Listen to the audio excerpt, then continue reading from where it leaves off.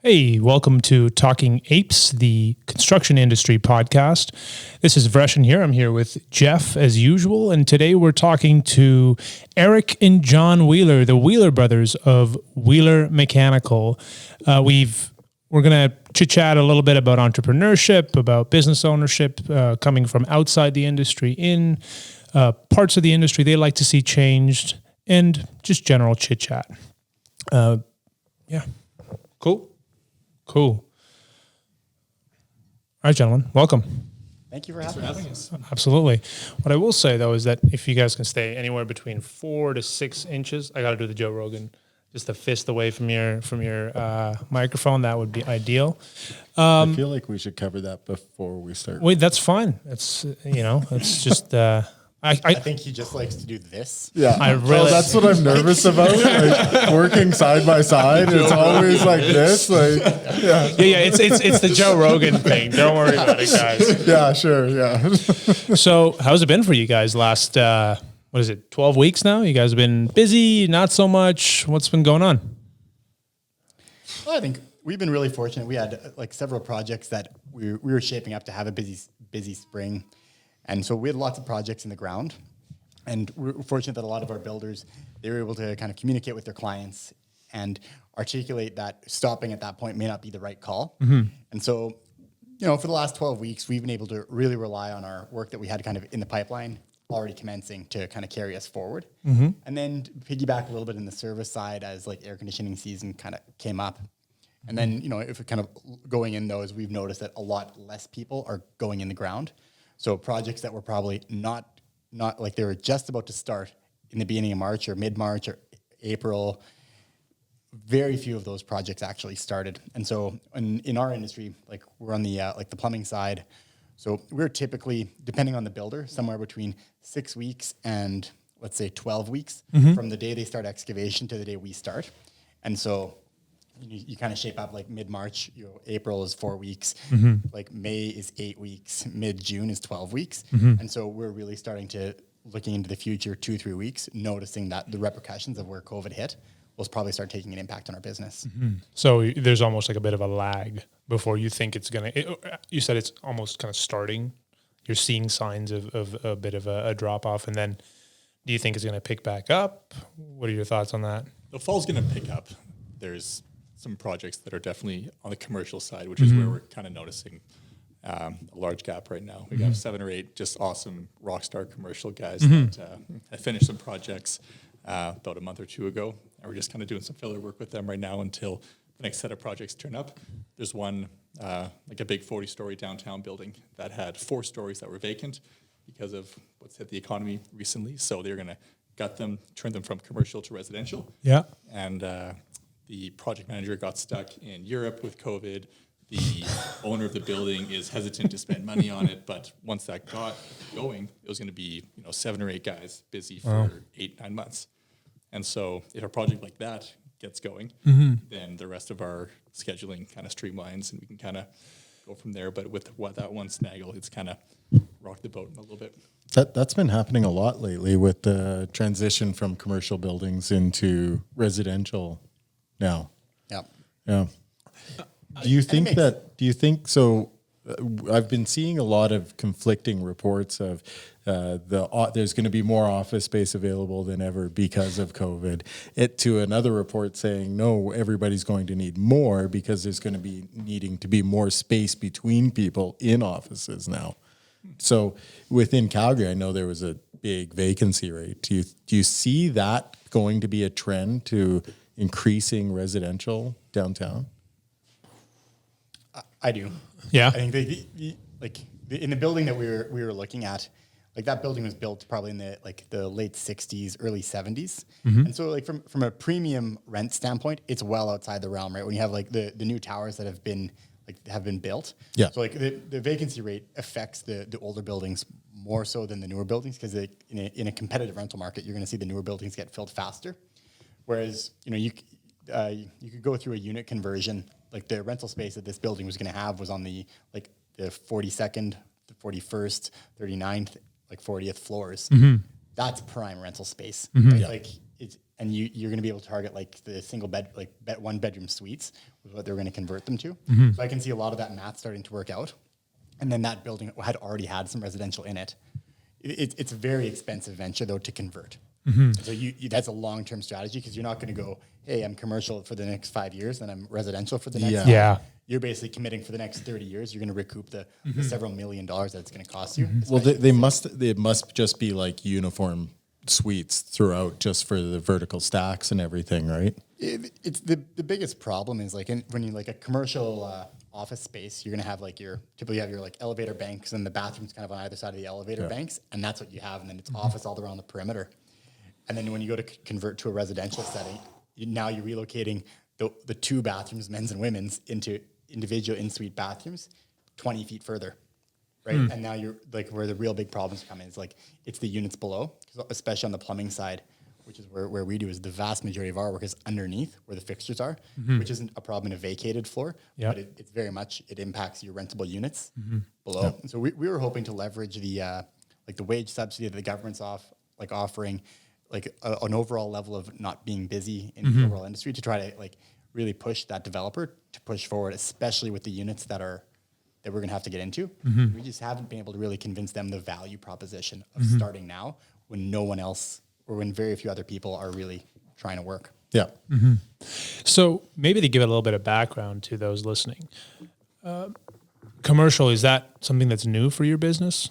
From what I understand and what I know about you guys, it's kind of a newer endeavor. Talk to me a little bit about your guys' history, kind of where the Wiehler name comes from, and what's been the story so far. And then maybe we can put some of this into perspective. Yeah, our dad started the company in the late 70s. He had installed 1 toilet as a side job. He said, Got I just paid $150, and I was working for $9 an hour before that, so light clicked on, and 40 years later. But no, he carried the company till about 2010 or so, and we had some steady work with a track builder in town for many, many years. And John took over in about 2010. There was 2 or 3 people in the company at that time. I wasn't really in the picture, but took over, and within 6 or 8 months, that builder had changed management and dropped Wiehler as their plumber. So John went into scramble mode, and John's a visionary. John's got kind of just an insane work ethic, and so kind of parlayed that into just this kind of grasp at whatever he could find. And he, through some mutual relationships, just landed some other builders and just built the brand, built the Wiehler name back up a fair bit. And yeah, just this week, I think we hired our 43rd employee. Oh, wow. It's a massive operation right now for us within the small to medium business size per se. And I came back in the fold about 2014, 2015. So John had already grown it to something like 20, 25, 30 almost. So I've had very little to do with the growth in this realm, but mostly residential over the years. That's what our dad, Marty, always specialized in, was the residential track home side, and did a little bit of light commercial when John took over. Had some friends and clients of his that wanted to do, we do just some small restaurants, some small banks, stuff like that. But the commercial game is decently new for us over the last 4 or 5 years on the larger scale. But we've just been able to bring in some amazing guys. And that's, I think, one of the secrets to our growth is just how awesome our managers are, how much they care, how many hours they work, how well the guys listen to our managers, and not just the guys with the Wiehler name, actually. And that's also another one of the things that sets us apart is, geez, our managers can bark and these guys listen. So it's awesome. It's fun. Every day's a rush. So when you say that you guys are moving now from a residential to a maybe not solely commercial, am I getting that correct? It's kind of still a bit of a split.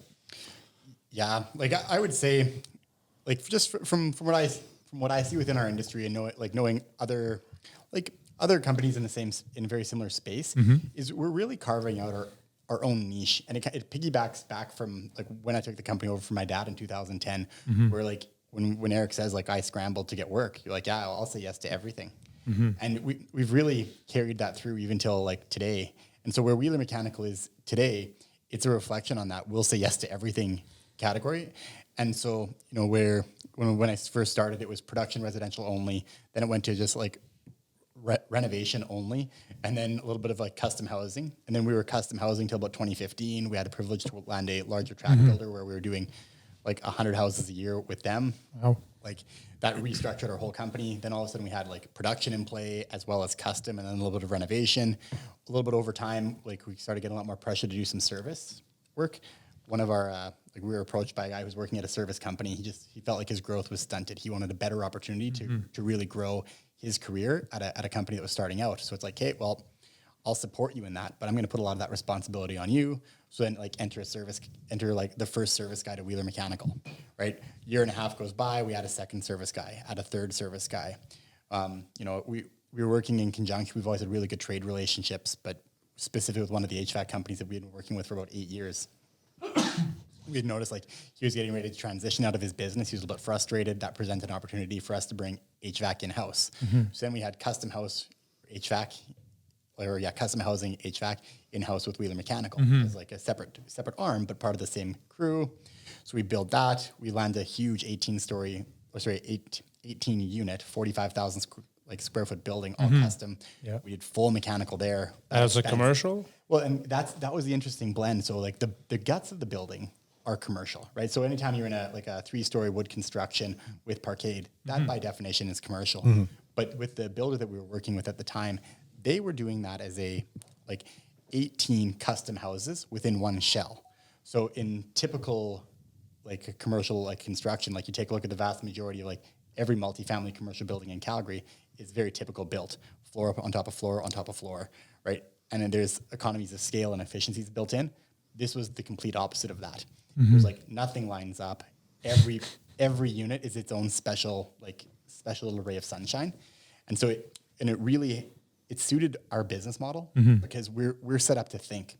So where we find ourselves maybe a little bit less competitive is when it's just just put your head down and work, ignore everything around you, just do exactly what's on the plans. It's not necessarily our MO. We're very much set up around critical thought, the renovation side of our industry, the custom side of our industry. When people have a problem and they want to take a unique space and make it better, that's where we really seem to thrive.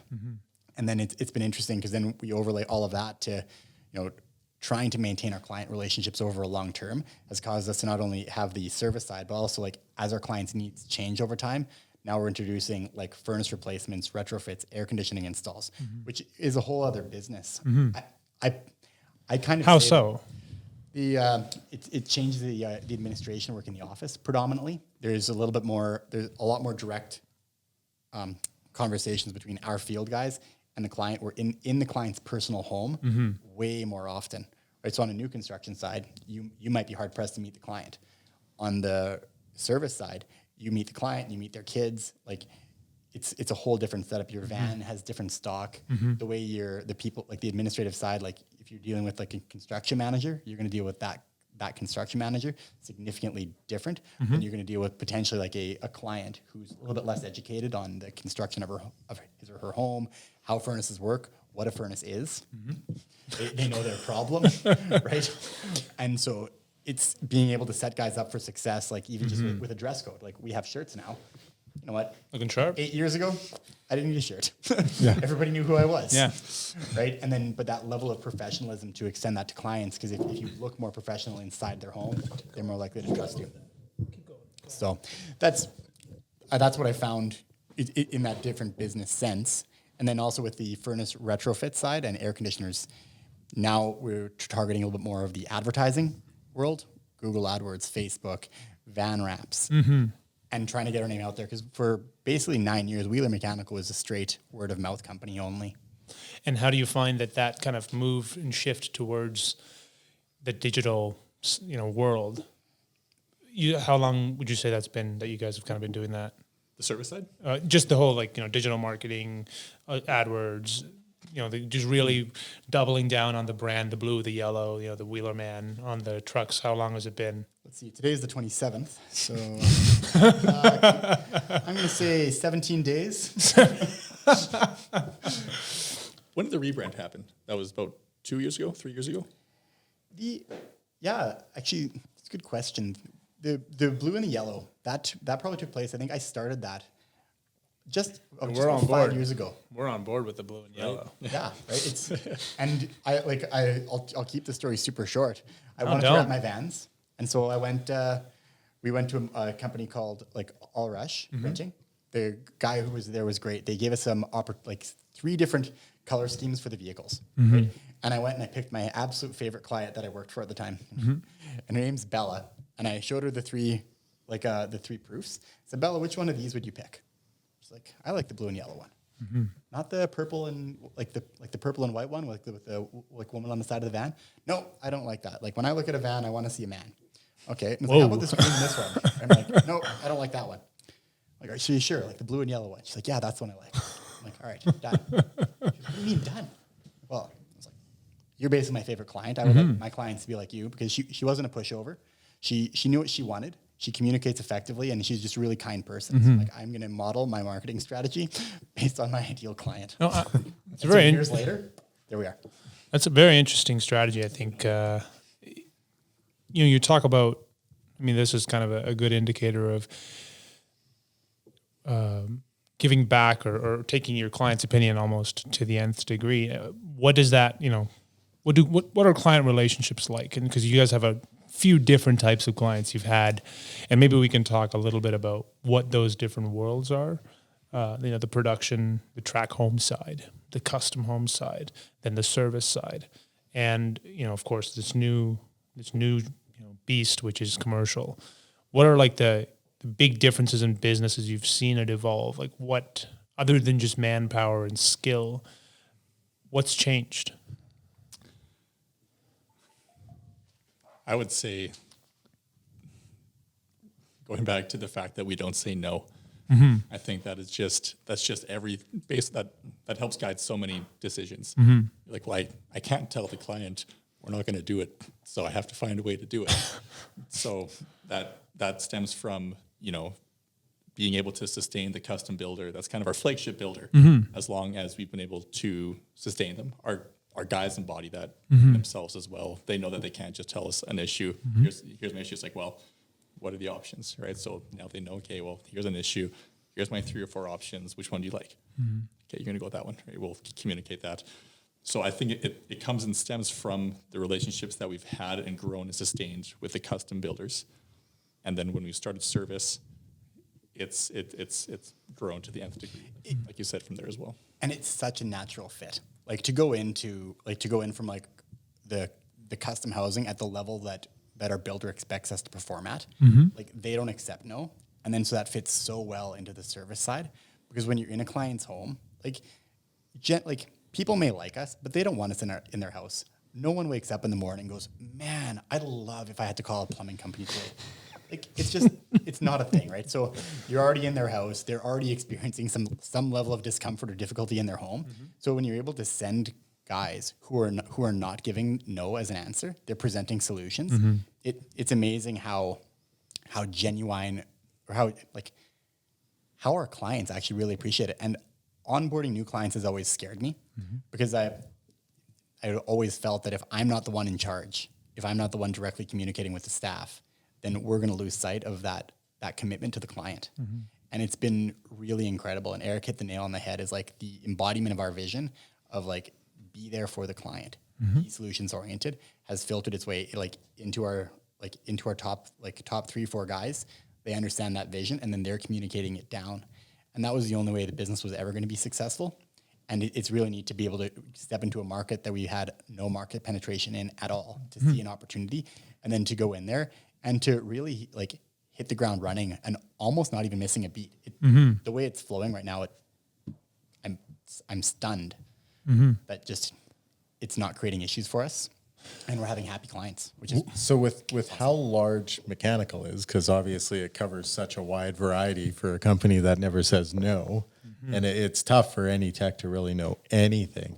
Where are you getting the best support from?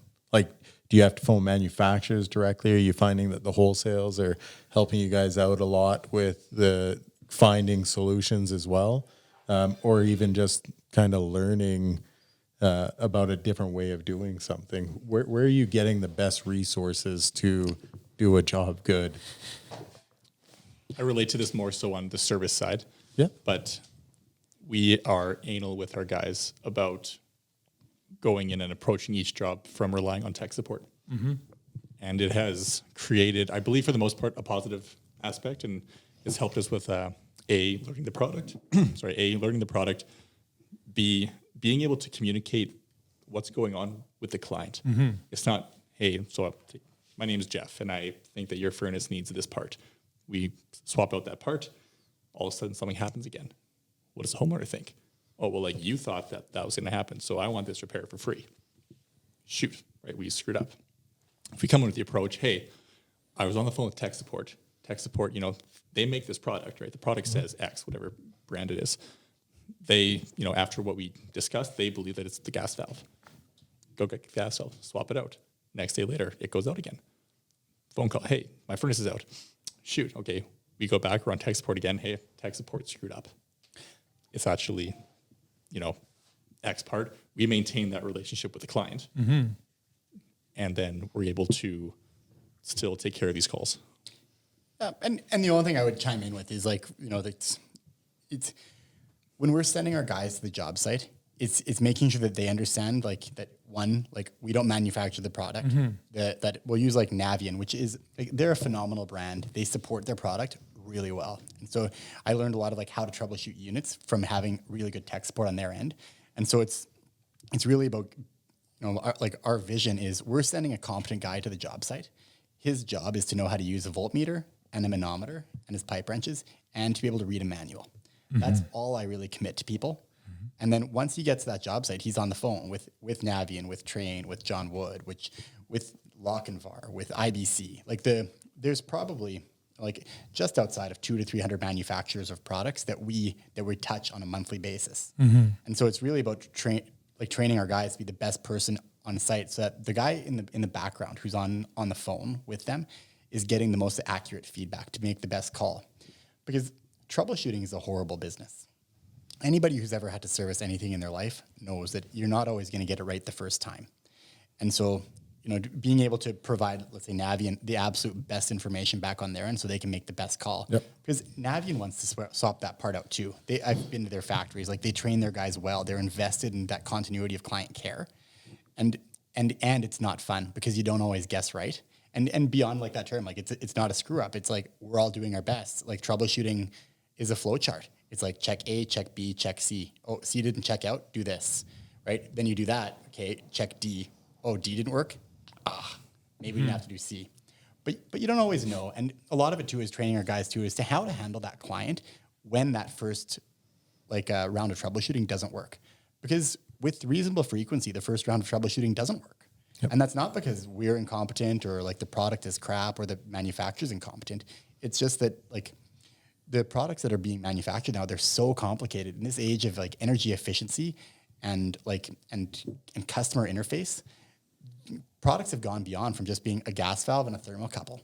There's so much stuff involved in that. And so you're really putting tons of pressure on the whole chain to be effective. And a lot of it is once you have a chance to sit down with a client, show them what you're doing, to be confident in that that we know what we're doing and this is what we're relaying to the manufacturer.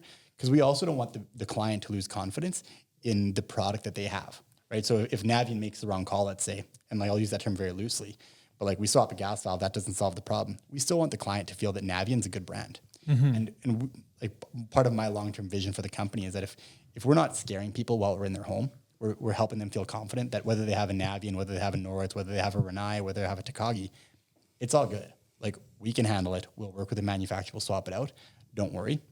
Which I get a lot of feedback from my own staff that's a little bit different from the companies that they came from, where they're using more of a fear-based mentality with products. As soon as that they get in a little bit over their head, they're kind of told, hey, as soon as you get over your head, call the product crap and tell them you need to replace it. And that's not how we roll. Wow. So you guys touch 200 different brands a month. You guys must have a huge parts inventory. I say that almost jokingly because it'd be very tough. How do you find getting parts for that? With 40 employees, there's a lot of people out there. One of the best hires that we were fortunate to have the last year was a very competent shop manager who happened to be the dad of one of our managers who relocated to Calgary. And he just has a massive amount of pride. And he has whipped our shop into shape. I used to look after the shop for 2 or 3 years, and I didn't do very well. Look at it. Quotes over here. The shop was there for No the 2 years. excuse. Yeah, there was a lot of runs to a lot of different vendors. Well, I mean, that's got to be tough not coming from the industry. Yeah, I have a question on that. So, I mean, Eric, you and I know each other quite well. Just wait, they're still answering the parts supply. I want to kind of go from where you're at and where you came from to kind of where, how we're here today and how that kind of translates. Yeah, so Mic is off. I don't know. Can't hear. Go ahead. yeah, I helped John and Marty every summer from grade 10 to my second or third year of college, and I wanted to chase a different dream. So I did a broadcasting diploma. I landed my dream job at TSN. I was there for 4 or 5 years, and was lucky enough to realize that the dream that I thought I wanted wasn't what it was going to be. So I was happy that I chased it, happy that it was, something that I got to do and experience so that I never have that regret when I'm 40, 50, 60 years old. So the thing that brought me back was the fact that I miss family. Mm-hmm. I miss family like crazy, and I couldn't see myself settling down and doing this career of sports and missing all these evenings and weekends. Mm-hmm. Like, no, I got to be back. And John was going to get married soon. He's going to have a kid soon. I was like, no, like I can't be that uncle that's away. Like I got to come back here. So I came back, and I'll never forget riding home from the airport and talking with John in the back seat about what's kind of the plan. And he's saying this, and like my mind is just like, I don't want to frickin' do this. But I'll be honest, like the first 5 or 6 months was a grind and like a mental swap to going from like watching sports for a living to looking at parts and ordering material and coordinating jobs and like not knowing how to do it. That was the toughest part. Actually, was like I was good at what I was doing before. Now I suck. Like I hate sucking. You didn't consider like professional gambling or anything? You thought I would have been way better at that point for sure. I'm a shitty poker player. But no, it took a bit of time. But just like I said, it all transcends from the not saying no. Right when you're committed to like almost a fear. Like I fear disappointing a client. Like I'm so committed to making sure that the job goes well. I don't have it in me to be like, I didn't get that one. Like, no, like every client has to get like exactly what they want. Yep. And we have to make money. And that's tough. It's a lot of pressure, right? Totally. So did you guys just have like walkie-talkies the whole time, or cell phones just stayed on, never hung up from each other? Still don't.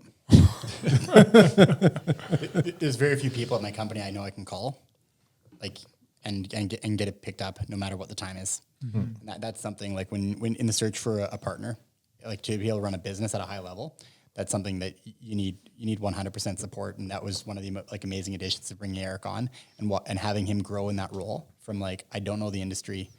I'm coming in, I'm just going to stock some shelves for a bit as I get my feet wet, and to have him grow into the position where he becomes like a phenomenal business partner, and he holds up a whole part of our business that I really struggled with. And then it's like, when do we have a lot of our phone calls? Well, not usually at 3 p.m. It's 8:30 at night. It's 9 o'clock at night. Like we're on the couch, like I'm on the couch, whatever, like the kids are in bed.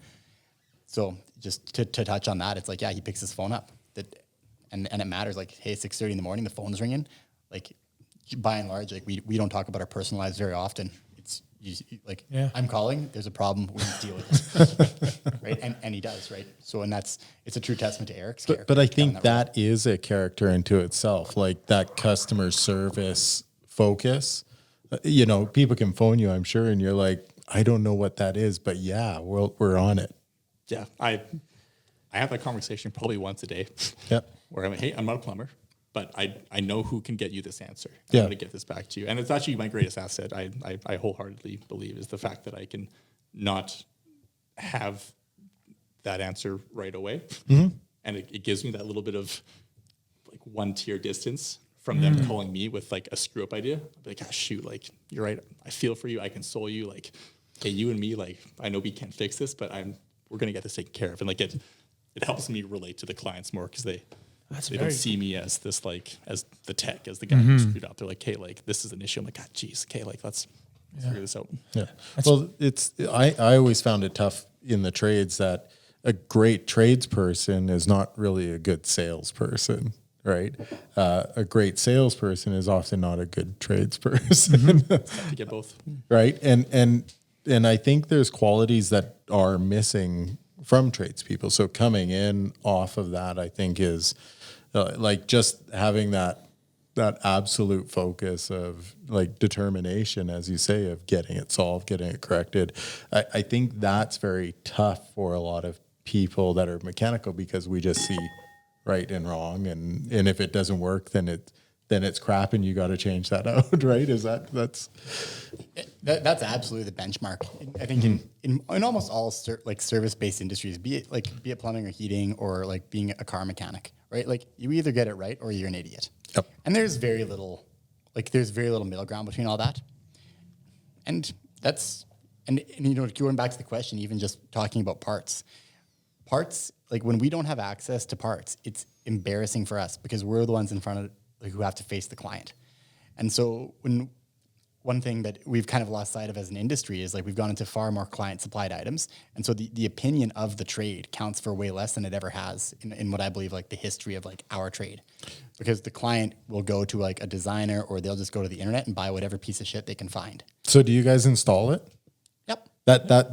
So I have wrestled with that one for years since when I was on the tools, and there was the zero warranty. Like, okay, listen, because back then we were having mid-efficient furnaces. People would go down to the US and buy a mid-efficient furnace and bring them up, and because it was in a condo and they couldn't run venting or whatever the case was, and we couldn't get them, right? So we would say, like, listen, there's no warranty and you're not really saving money here. Like, we're going to charge you the same, less the product, because we have to make money here too. But with no warranty, like, do you want to do this? So how do you guys deal with customer supplied and maybe even if it's compromising value? Like if you just know it's not a good product, that you know it's going to fail, how do you deal with that with a customer who has maybe thought they've done their research, or like, how do you tackle that one? How do your techs tackle that one? And who relays that back?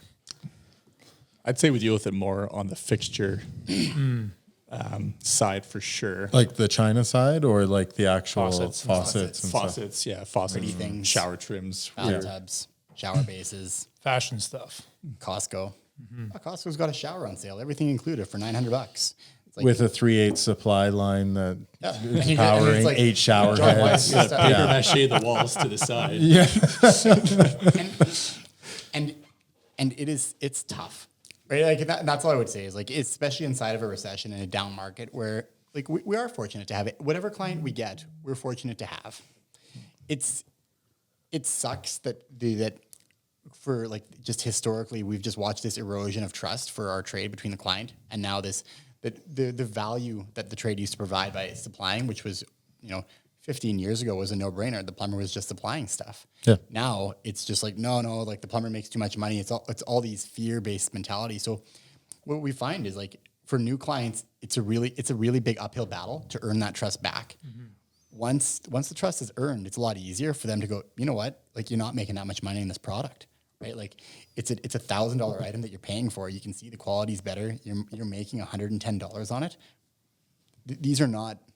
Those aren't insurmountable numbers, but it's very difficult to get that across in the very first call. The no warranty side, it's a really difficult sales call to help people understand the value that gets provided when you have the guy in front of you is responsible. Yep. People confuse that like Costco has a warranty too, and you're like, well, it's not an in-home warranty, and trust me, call the 1-800 number and see how that goes for you. Yep. Mm-hmm. But very difficult to have that direct of a conversation when you're like over the phone with someone. Yeah. Will you install my faucet? Yes. Yeah.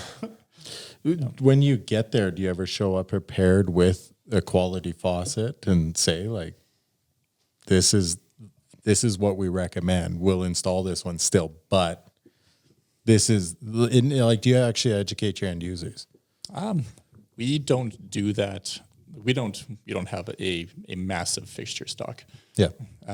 If we're notified ahead of time that the client wants to supply their own, then it's up to our admin side to have that conversation ahead of time with them about the zero warranty, about where our scope ends and liability is, and if they want us to bring something comparably, then we'll go there, but we'll let them know, like, there's. We can't just bring in a $600 fixture and like, if you don't like it, then we'll just hold on to it. Like, those conversations have to be had as well. So it's like client management is so different these days. It's literally everything about. It's trade. Funny. I love your comment of they're making too much money off of this, so we can't do it. It's for sales in our industry. I almost bought a used Mercedes because it would actually, like, my friend had one. It pulled his boat. It was amazing. You couldn't even feel it on the back of your SUV. And I thought, this would be great to pull my trailer, which is about the same weight as his boat. And so I went and looked at a used Mercedes, and everybody's like, oh, you can't get that.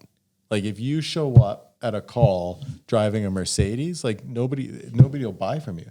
And I'm sitting there thinking, I'm a pretty good salesman. Why can't I drive this Mercedes? If a realtor showed up in a 1982 Chevy, you would kick him out, like, piss off. We're not using you, right? And it's funny that we, as a company that may have good value, always says yes, is answering the phone at 11:30 or 6 o'clock in the morning, that you can't show up making money, doing something. Like, do you guys find that the irony of that is just mind-blowing? The number of times in a week now that I hear, well, I'd really like to use you, but you're just too expensive. And then I go through my financial statements. One thing I'm really proud of that I inherited from a lot of the advice I had was given when I took the company over from my dad was, like, do job accounting, like, know your costs, right? And so, like, I can, like, last year was the year that I experimented with being cheaper. Like, can I do it? Am I out of touch with the market, right? Like, am I out of touch with the market, or is the market out of touch with me, right? Because you see the work that gets done by by our competitors. We're all in everybody's houses, right? One way or the other. And then last year I learned, I'm like, no, like 100% on HVAC. Nope. Our work is, like, I know the price of it. I know how long it takes for us to provide that client feel. And it's the proof is in when we work with people and they get that feeling like, oh yeah, I'm just going to use you from now on because that was such an amazing, seamless process. But the number of times to onboard a new client, and it's like, we're not talking 5%, right? Like, it's 20%. You're looking at a quote. It's like $36,000. Like, what are we at? Right? We're at 42. Yep. Right? And it's, well, John, how do you justify $6,000? So how do you justify $7,000? Like, honestly, when you meet my guy on the job site and he's not a complete douchebag to you. Yeah.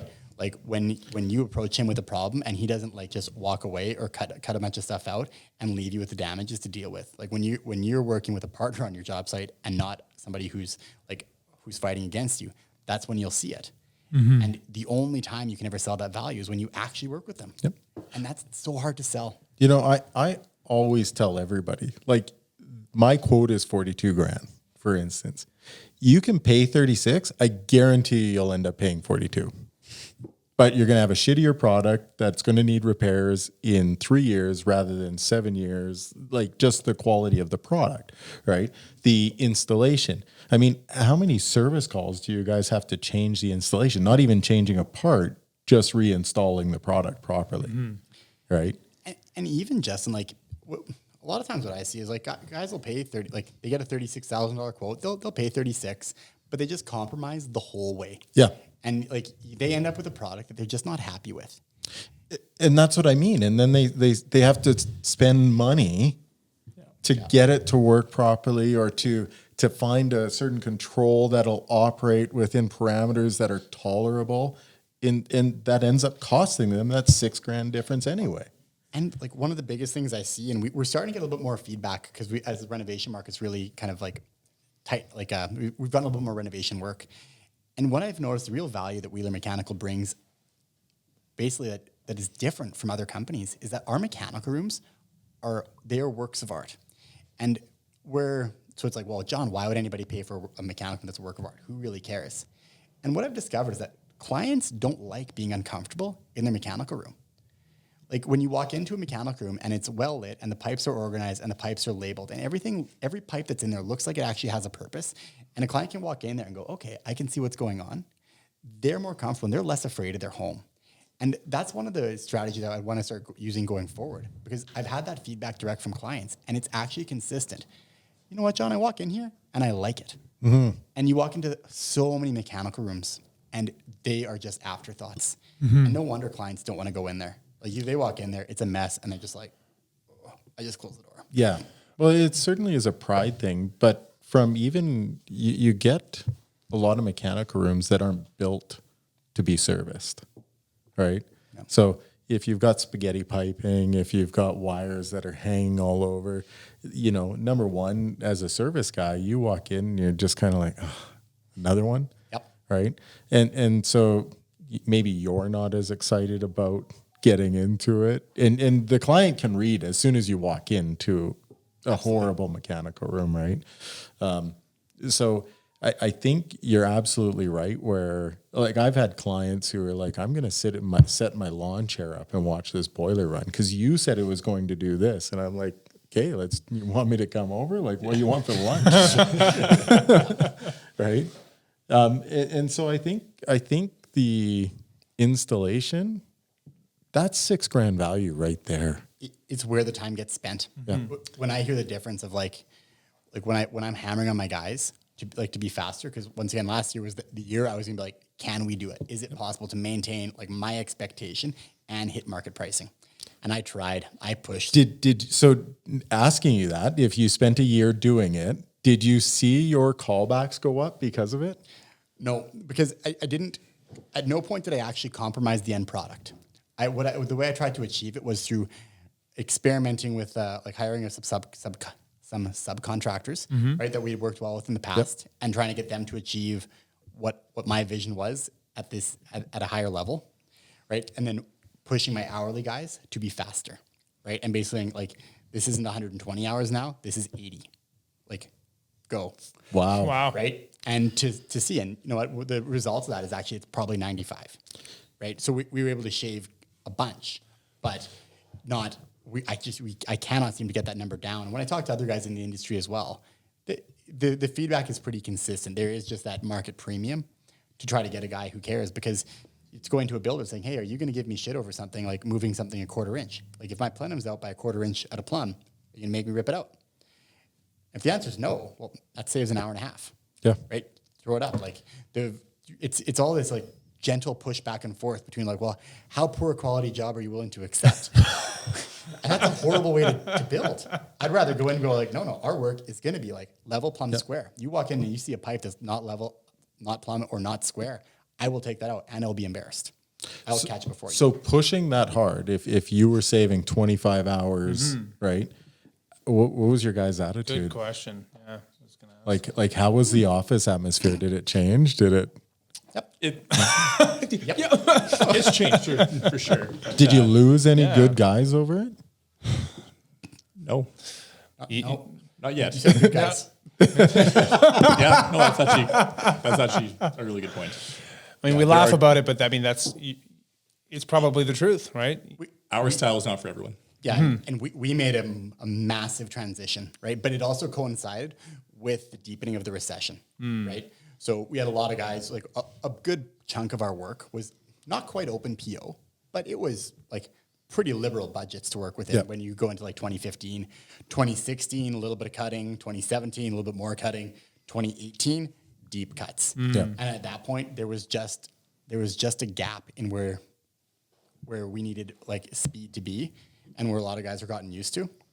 And the lesson I learned there is I have to do a much better job in helping prepare my guys to be able to be faster. Mm-hmm. And some of the employees that we had inherited from the previous company, and there just wasn't that push through that apprenticeship, and a lot of guys didn't survive that transition. Mm-hmm. And it's because it's a huge behavioral shift when you go from I've never been pushed on a job in my life to you need to be 50% faster. Yeah. Like where does that time come from? Yeah. And it's in like not talking as much. It's having that confidence to say, I know this is the right call, even though I don't have the information. It's having the confidence in the boss saying, if if I do my job today to the best of my abilities, my boss will not make me rip it out. So did you find that you had to empower your guys more to make on-site decisions? Like they weren't allowed to phone you with things that they could handle? And Can I like, swear on your podcast? yeah. Yeah. Okay. I tell my guys all the time to rough the fucking house in, like it's going to fucking stay based on the fucking information that you have and work. And it's like, because the custom industry, the renovation industry, like is so centered around, you know what, that might change. And so I tell my guys like, hey, the opposite statement for that might change is that will probably not change. Yeah. So rough in for probably, right? But are we like, it's been a very strong shift in our company to just get confident in rough in, you're a professional, rough it in. You know, it's funny. Like when I started plumbing, there was no cell phones. We had pagers. Like you couldn't phone anybody. You just did it. And somewhere along the line, we, you know, I don't know if it was overpowering bosses who needed to have their finger on everything. I don't know if it was lack of confidence coming out of school, where now we started phoning and it's like, hey, the builder wants me to move this plenum a quarter inch. Are you okay with that? Like, can we do that? Versus, no, you're not moving it a quarter inch. Like that's not happening. Yep. So in terms of like some of your techs, and especially on a lot of the new construction projects, what strategies did you find that they used outside of, you know, making those independent decisions? Were there anything that you guys put in place, management style, that like increase the speed? Or was it like, again, you have specialty people that walk in, do this, walk out, then you have new, you know, almost kind of not automating, but kind of creating a rhythm? Is that something that you guys did, or what were the strategies you used? There's been a ton of work that John's put in developing our work orders to make sense with the guys on site, because that's where it all starts. If the guy's reading what they're supposed to be doing and it doesn't make sense, then the phone calls start happening, then the insecurities start happening, then I'll put it there, then I'll just wait for the PM to tell me if that might change. Like clear, concise work orders is where it starts from, and something that we've implemented over the last year, which has helped a lot as well, is bolstering our communication style, which helps us on the office side as well as our PMs. So we have daily tracking sheets. Sounds really mundane, sounds really easy, and it's revolutionary for us. So at the end of every freaking job that the guys are at that day, even if it's an ongoing job, we're there for 2 weeks. Write down what you did that day. Write down what you think you'll be doing tomorrow. Are there any issues? Write down the issues. Not just what the issues are, but what's happening with that issue. So I talked to PM, he's talking to electrician. You know, I talked to our office, we're getting specs, you know, processed, or we're getting the template brought on to site. Like, you know, you have to have an answer for your issue. So our daily sheets not only keep the guys, keeps onus on the guys so that they're knowing what's going on, knowing what is going to happen tomorrow and knowing what the issues are, but it also gives us a freaking heads up about what the issues are. So when the builder calls at 7 o'clock, 8 o'clock, 9 o'clock at night saying, hey, this is freaking off, be like, I know. And we have an answer. It's like, it's not just like, oh, well, let me call my guys. No, like, I know, we're dealing with it. We talked to the electrician, he'll be there tomorrow. Like, don't worry. Oh, like, thanks. I'm glad you're on it. Okay, so now you got to teach me this magic trick of how you got tradesmen to be more detailed in their reports. Because if you can teach people that. A lot of what it was, and it's something that you really learn at a small company, and especially at a family company, is like the way my dad would teach me is that if I made a mistake, I got to go fix it. Or if he made a mistake, I got to go fix it. And I really try to bring that level of responsibility back to our training. And it's something when we hire new staff, I will always bring that up in that interview process and let them know that that is my commitment to you. If you make a mistake on one of my jobs, I will proudly send you back so you can fix it. And you know what? Good tradespeople appreciate it. Yep. With 100% like efficiency, everybody who works at Wiehler Mechanical is like, yeah, I want that. And they want to be sent back. And they want to understand their problems. And so to be able to help guys understand the importance of daily summary sheets and photos, it's really been like this builder called me at 8:30 last night, and we had a 30-minute conversation because his client walked on the job site and they found an issue. Like, did you know about it? Well, yeah. I'm like, cool, but I didn't. And so now, like, not only have you made me look dumb, but now the project manager looks like that he's on top of his job site, and you don't look like you're on top of it. And it's really been about helping them understand the larger picture, because the way that our industry is really like transitioned, especially in the last 30 years, is we've really taken the guy on site and we've just beaten him into nothing. And we tell them that they're stupid. We tell them just to follow the plans. And then we're shocked when they don't communicate. Like, well, no one wants their opinion. And so really it's about building guys up and saying, hey, like, you chose to be a plumber, right? You're a journeyman sheet metal mechanic. Yeah. It's like, I care about what you say. I care about what you see. I care about the work you do. Every single day, I want you to be proud of the work you do. And I want to see photos of it. And so a lot of it is like, once they start doing it, then it's the encouragement side. It's actually reading the daily summary sheet and actioning the items that they're putting on it. It's taking a look critically at the photos they're posting and finding things that are good on the photo. It's finding things that they need to work on the photo to show them that this actually matters. Because, you know, if you've ever worked at a large corporation, if you've ever like watched Office Space and you've heard of the TPS report, right? The majority of the documentation that gets generated, nobody really gives a shit about. It's just busy work. So to be able to identify to our guys that like, no, this really does matter. And when we get feedback from the builders, where it's like, we'll send them the same daily summary sheets, and then those builders will react faster. And I'm really passionate about like tradespeople. And if you position the tradesperson in a successful environment where you're supporting him in a way that allows him to be the most successful guy he can be, he will do good work and he will communicate. And it's really about changing the culture of our industry. And that's one thing I really do try to do. Mm-hmm. So one question that we've brought up before is, what do you feel, or how do you feel about making any tradesperson do continuing education credits and having to recertify or have X amount of continuing education credits to maintain their ticket? And I'm not talking just in like, you know, I want to learn more about boilers. It could be I want to learn more about how to run a business, right? But it is focused on the trade. And it's something to keep progressing, because I'm sure, like, obviously your dad has been in the industry for a while. Is he still in the industry? Yeah. So you think about when he got his ticket compared to when you got your ticket, how much changed, right? And you're qualified to do the same. Yeah. So how passionate do you guys feel that we need a continuing education system in this industry? I see a lot of difference in a lot of our top guys. For the ones that you know are, when an issue comes up, they're on YouTube.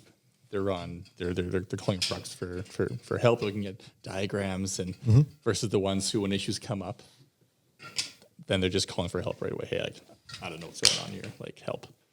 It's like, you know, there's value in the ones that we have an absolute rock star HVAC technician right now who we've given raise upon raise over the last 4 or 5 months, because he just continues to just knock it out of the park every time there's an issue comes up. We have a WhatsApp. It's another one of our actual company things that we implemented that sounds pretty simple, but it's helped communication-wise. We have different job chats for projects, ones that even have builder representatives on them. Yep. So that we can get communication on the same page, so he can tell his client something if there's an issue. We have individual chats between some people. For the most part, if something's going to be said, it's going to be said with like 7 people that are knowing what's going on. So I have to call every person and say, hey, this is what's going on, this is what's going on. So it's like the old mics? It's similar to the mics, except it's more reflective of like the racy matrix. What's the mics? Mic phone. You don't remember the mics? They were like the I'm like 12 years old, and I'm not in the industry, so you guys got to cell phones were like 1995. 40 cents a minute to phone anybody, so they came up with like a radio walkie-talkie for your entire company. Very efficient. No, it sucked. It was push to talk. And it was just like, oh, okay, so it was always live. Yep, always Kind of live. like a police radio. Like, Yeah. it would go like, Okay. beep, beep, Dad, are you there? Come here. And everybody would hear it. Go to Whipple. I need 4 TYs delivered today. Okay. And that was the end of the conversation. It really actually streamlined conversations for me, because you learn that like statements like, hey, how's it going? How are you? Hey, what did you do today? Hope your family's okay. You know what? Those are all great statements, but when you talk to the same person like 39 times a week, you can eliminate that every single time. Yeah. So the mic phones were spot on. I used them. That's how I learned how to communicate. I've had girlfriends accuse me of being like super rude because they're like, John, you like don't even ask how I'm doing. Well, it's 3. Like I need groceries. I would say to get back to your question, I would say I noticed the biggest difference in our guys that I know are promising and on the way up from the ones who want that education. And so they want to go to the courses. They want to get NTI training. They want to get Navient training. They want to get Bosch training. They want to, we had our HVAC technician that's a rock star. He was the one that took the initiative to say, hey, this vendor has this AC training course on Zoom this morning. Here's the link. I want at least 7 people on this. And I was like, yeah, done. Like, so you guys demand it. You make the time to have people there. We encourage it. Yeah. Okay. The best learning happens under encouragement. Yeah. Mm-hmm. Right? Like, hey, the opportunity is there. Oh, I don't want to go. Oh, don't worry. Yeah. When I had employees, we used to actually have them do a self-assessment, right? And so when every year you would get them to do another self-assessment. And it was funny. I remember having guys come in asking for a raise. And it's like, okay, well, we'd pull this folder out. And it's like one of the questions on there was, what training have you done this year? And some of these guys, there's none. And it's like, well, why would I give you a raise? Like, you're the same plumber I hired. You've not built any more value today because there's no training. You've not changed. There's nothing different. Unless you can tell me and prove to me what you've learned today, you're the same plumber I've hired 2 years ago. Certainly. Yeah. Like, I like that you said, I've got a guy and he's getting raise over raise because his skills are getting higher and higher, right? And then it compounds that because then we have guys who see that and are like, hey, like, I've noticed that, like, you're doing that for him. Like, what happens if I want to grow my own little division? Oh, yeah, we'll pay you for that. Mm-hmm. Like, no questions asked. What do you want to do? So that would be like a division under Wiehler. Yep. If somebody wanted to kind of be entrepreneurial and like, it's like what my vision is for Wiehler Mechanical in the long term is like we have a very young workforce. I haven't done the math on it, but I feel like just by looking around, I think the average age of our field staff is probably around 29, which is very young. Yeah. Especially for an industry where I think the average age is nowhere near that mark. Mm-hmm. I'm going to speak out of my ass and say it's somewhere near like 55. Yeah, I'd agree with that. Yeah. And so what it is like trying to balance that work-life balance that like that generation has and that I have, and just say, hey, like, I'm not greedy. Like, what do you want to do? Well, Chad in his case wants to be responsible for selling air conditioners. That is what he wants to do. Awesome. Are you willing to help you be responsible for that? You will make the lion's share of the profit associated with that. Wiehler Mechanical will make a little bit of it. And to really help support that, to try to grow companies where, as opposed to the traditional model of trade, which is guy at the top, he's got his staff, those staff stay in line, the guy makes all the money. Those guys realize that the guy at the top makes all the money, then they branch out on their own. It's been a very effective model for many, many years. And I'd just rather take that model and say, hey, Chad, like, why don't you capitalize on the name of Wiehler Mechanical? Why don't you capitalize on the brand name recognition? Why don't you take advantage of the fact that we've got accounting, we've got bookkeeping, we've got administrative, we've got scheduling. It's all here. We've got shop, warehouse. There's so many things that you don't have to worry about when you branch out. Why don't you just worry about air conditioners? So you're essentially taking them and teaching them some of the business side. We're 100% open about the business side of our business. It helps that in a recession, when you don't make very much money, it's really easy to show your guys the books. But so when you're serving craft dinner for a Christmas party, and then they understand it, and it's like you go and you show them how to do it, and then the majority of guys, they don't want to run payrolls, they don't want to do bookkeeping. Like, that's not their passion. How many guys that you guys employ now come from companies that were open like that? I don't think very many. No, on the service About side, that many. There's a couple service guys that we have where they have their iPads in there and they get their stats. Right? It's like, I contributed to $80,000 worth of stats this month, and my top, my top sale was $12,000, and my average ticket price was $850. And they a couple of guys that we have are pretty open to that. For the most part, though, it's zilch. So so you actually teach them, like, to run that van costs this much an hour, the advertising, the admin is this much an hour, and so Like you actually lost money. Is $1.60, and they're like, $1.60. I used 30 of them at that last job. Yeah, That was like We $70. know. And I threw the rest of the bag in the garbage. Yes. Like, I know. And then it helped them really draw that connection because now each 90 needs a ring. Each ring needs to get crimped. Each area is a leak point that requires to be tested. And it's helping them understand it. It connects those dots. And that's one thing I've been really excited about because it's not like we don't start an apprentice and go, hey, here's our financial statements. Yeah. That's not what's happening. But as guys get to the top, it's like, hey, like you want to be responsible for production builders? Yeah, I do. Awesome. Take these plans home, do all the material takeoffs, then do the labor takeoffs, what you'd think. Now we'll show you on our end, like how much administrative time we add. This is how we generate this price. This is how we go out to tender. And then what it does though, because we're sending that same guy now to the job site. Now he's able to communicate with that builder on a whole different level. So all people need to do is work with Wiehler Mechanical to understand that what we're doing makes a lot of sense because we're empowering the guy on site to be the best trade he can. And it's all the way through our business. And we just support him. That's my goal. I just want to provide support. It seems as though, just kind of rewinding maybe a couple of sentences to when you were talking about, you have an individual who wants to grow, is a bit ambitious. So you say, hey, here's a segment of the business that I want you to focus on, or if you're interested in focusing on, and we'll provide all of the infrastructure around it, the vehicles, the admin, the bookkeeping, the advertising, et cetera. That almost sounds like one of those collective cooperative models where you have, a bunch of individual contributors all pooling resources to share infrastructure and branding to create, a common, working towards a common goal, almost like an all-star team, right? And it's a model that's actually quite common in like dental practices, accountants, lawyers. So like we'll use the term like professional industries. They use that model where they have a single building. They share administrative resources, but each individual like accountant in that is responsible for their own clients. And I see a lot of value in that because my biggest fear is like I like the guys I work with. Like they're my favorite people. Like we meet every single Friday for breakfast. It's a lot of fun, and I like continuing that. And I don't want to provide a business that doesn't allow for my staff to feel like they can grow. And the only way for them to grow is for them to take a little bit of piece, like of the action. And when you get responsible guys who are willing to do it, it makes sense. And then we're able to share in that, and then work together for a long time. And I would like to retire with the guys who I'll define as my top guys. I want to retire with them. I want them to bring their own top guys on.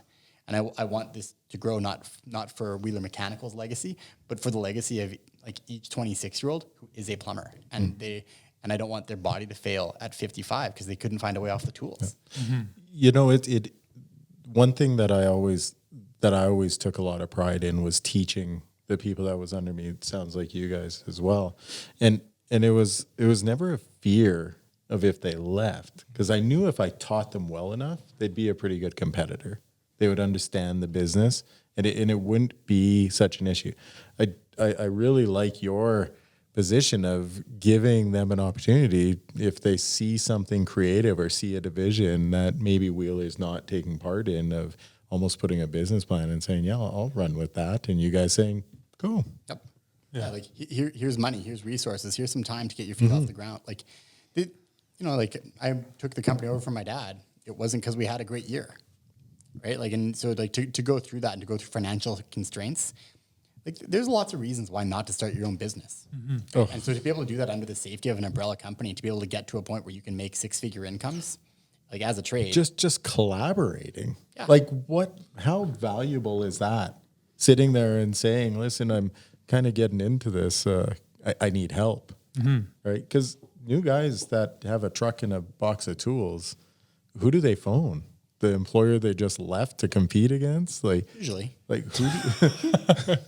and how accurate do you think that advice is? Right? Well, you can run on $35 an hour. Go for it. Yeah, and I think that's another thing too, is that when you create that environment, you're preventing. I mean, not preventing. You're fostering an environment where one, you don't have shitty competitors. Right, where like you said, when you train someone and you educate someone on the industry and the understanding, and help them to understand basics of profit and loss and general market rules, you create an individual that if under circumstances they feel like, I want to do my own thing. Maybe I want to move to a different region, whatever it is. When they open their business, they have those values, those philosophies, those teachings that they take with them. It's like, you know what? I'm not going to go out there and just floor the market with pricing and just flood, just dump a bunch of product or services in the market and ruin the industry as a whole. So you're almost creating a positive environment where, one, not only are you, providing incentive for people to stay at your business, one. Two, you're almost giving them a entrepreneurial spirit. So you're fulfilling that, because they want to do their own thing. I want to be me.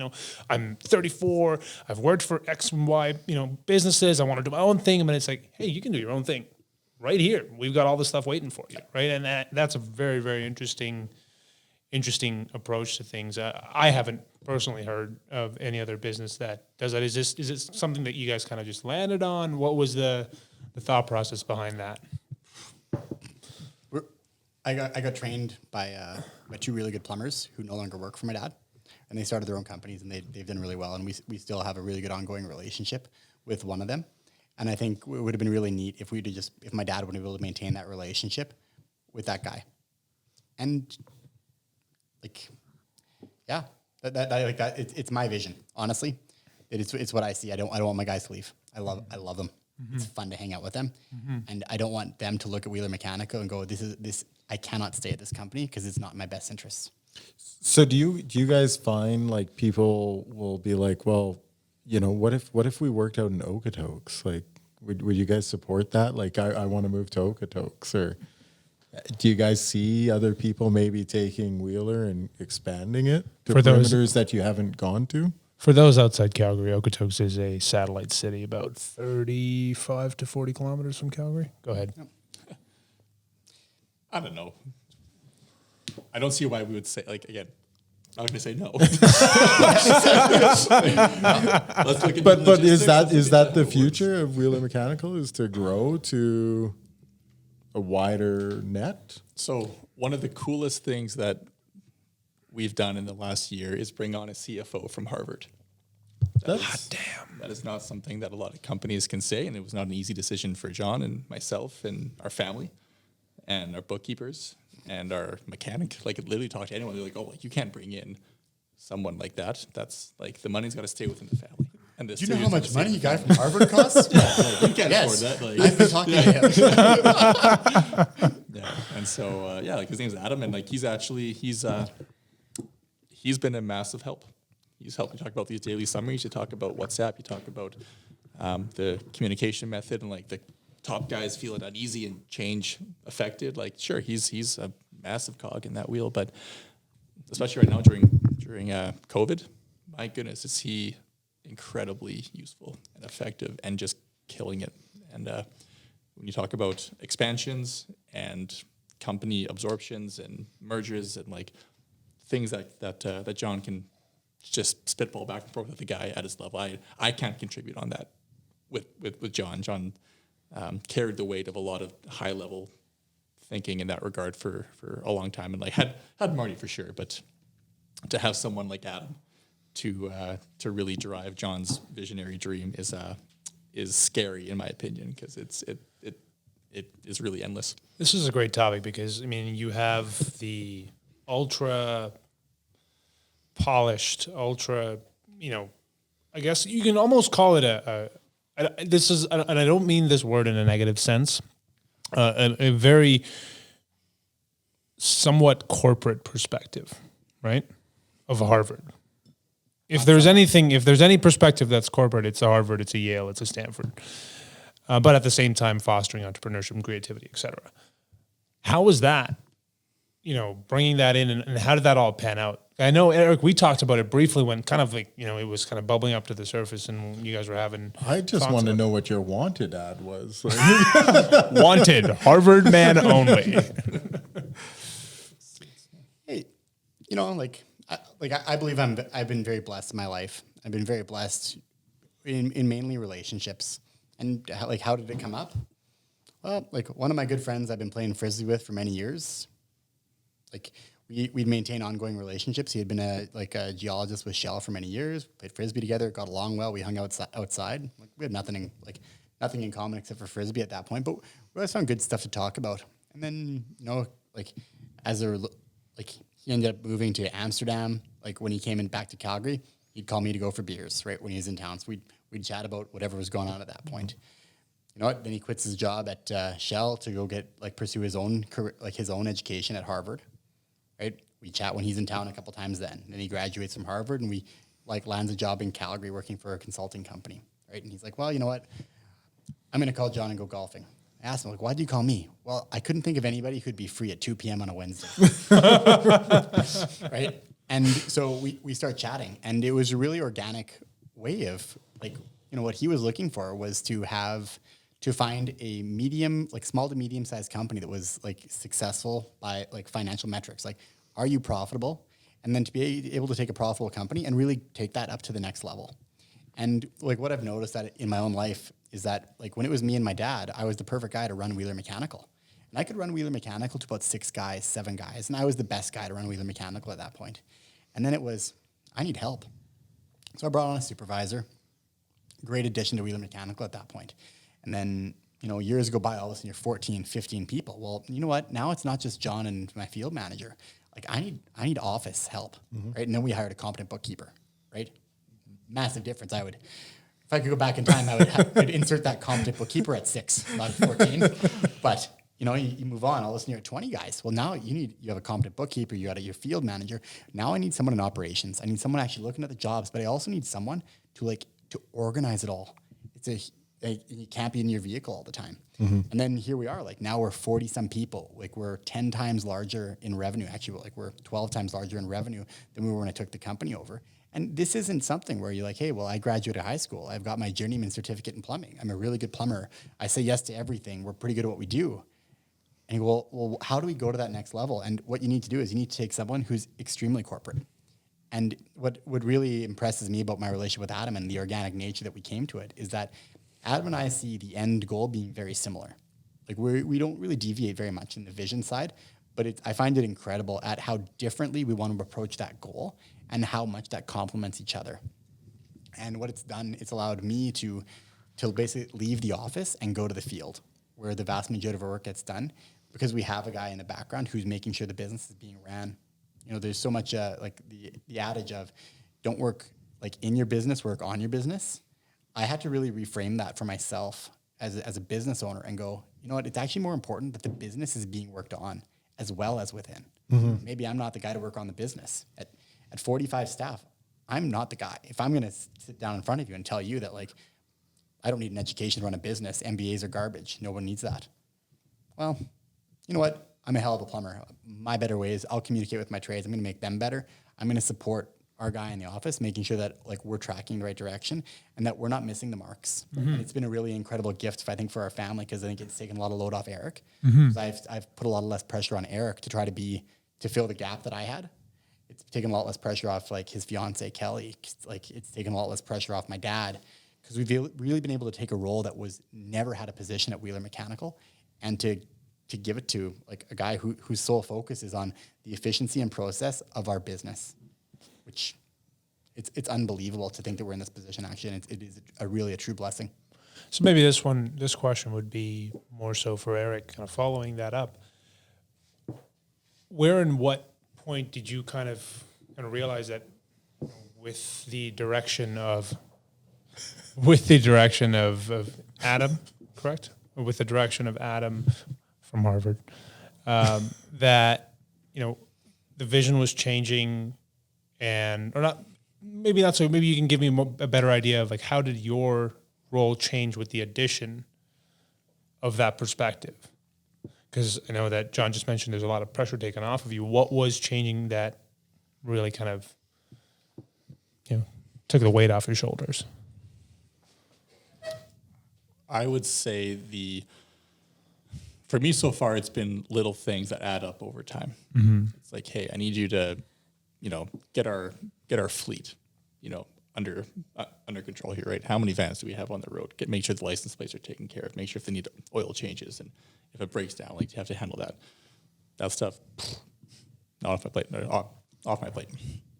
Things like, just handling, a lot of the John stress amount of like job costing, right? Like I have a decent knowledge, but someone that can come in and really analyze right away, like you use the term metrics on a day-to-day basis. Like what is the metric of what we're doing right now? Are we hitting it? What has to happen? Stuff that I would just like, I hear the word, I would understand what probably had to happen. And I'm very, very good at understanding how long something's going to take and how much time I think I have to do it. And understanding how much willingness from then I want to take that on based off of how long it's going to take. So I'd be like, fuck, I don't want to do that. So again, bam, off my plate. John's pretty But honest. you say yes to everything, so you... I'll do it. Look at that. I don't know. Just like, I would say, if anything, it's kind of rejuvenized myself even just to know that there's some help. And that's actually what's really good as well. So like I learned, I was in Denver a year or two ago for a business conference of a former group that I was part of. And there's a keynote speaker, a guy that had built $6 or $7 million companies. And he used this bulldozer term to, you got to focus on what's most important in your day-to-day life and like work. And you're going to, if it's 100% wide, you're going to bulldoze about 40% in the middle. Stuff's going to fall. You got to make sure that what's falling off that bulldozer doesn't matter.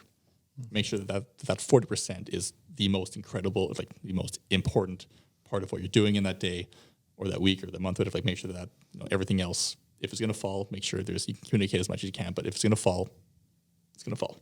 No one can do 100% all the time. It's not physically possible. It cannot be done.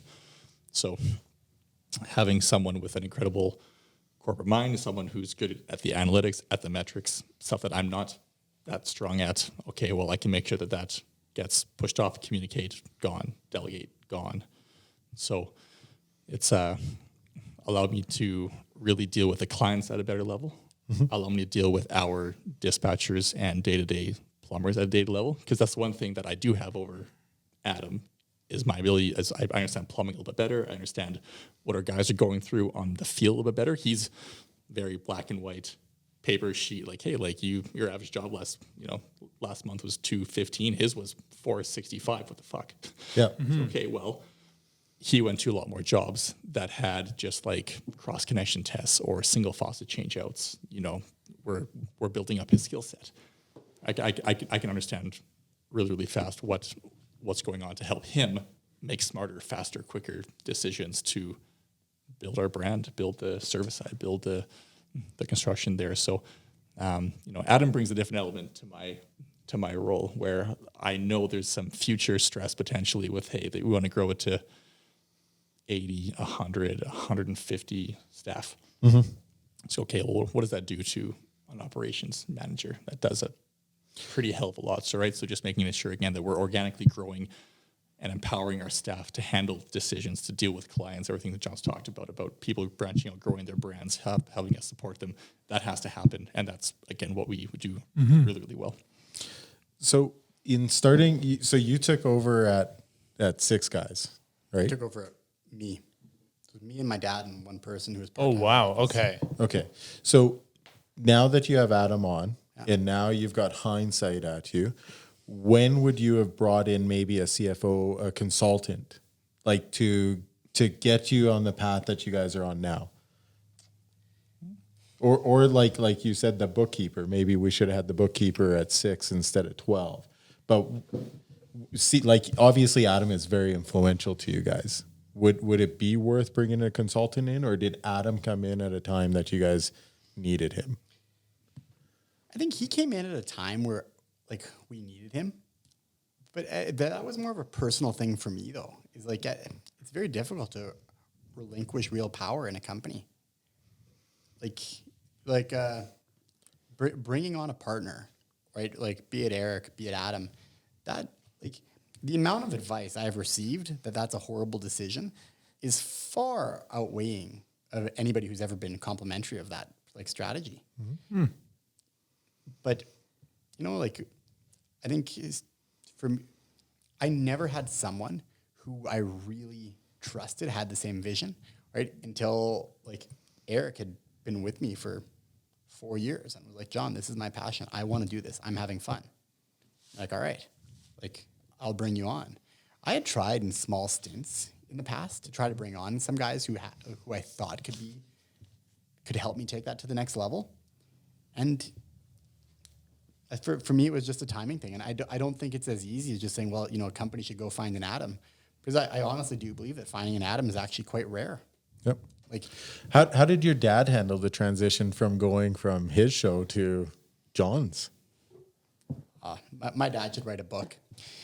It would be 3 chapters maybe, and they'd be really short chapters. But that's the tradesman. That's why I asked. Like, how did you get tradespeople to?